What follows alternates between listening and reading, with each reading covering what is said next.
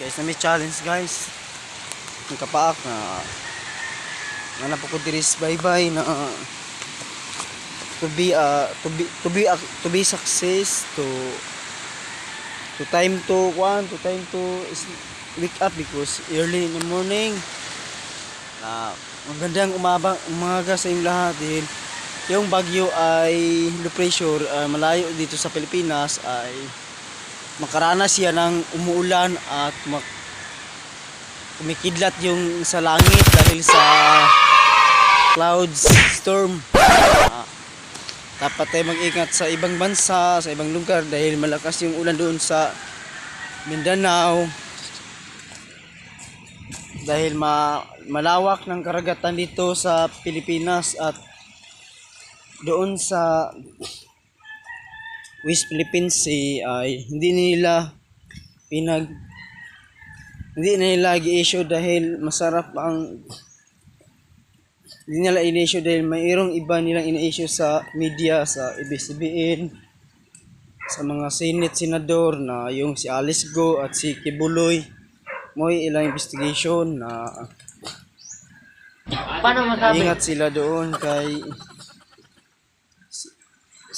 yung may-ari ng sino ang may-ari ng Pogo doon sa Batangas na dapat tayo sa karagatan ng dagat ay maraming mga corals at iba pang corals as mga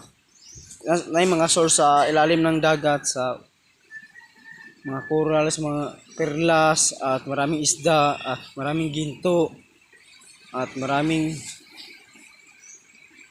mga tao nang hanap buhay sa laut dahil may pamilya sila at ako din, meron po akong pamilya na nasa ibang bayan. Tapos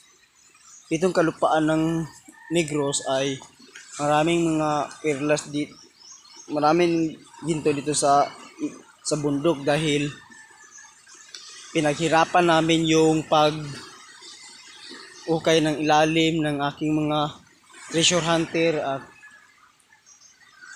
yes, ilang resorts, ilang ator diyang resorts beach ay maraming ginto dyan sa nung panahon pang Ferdinand Senior Marcos at panahon pa nilang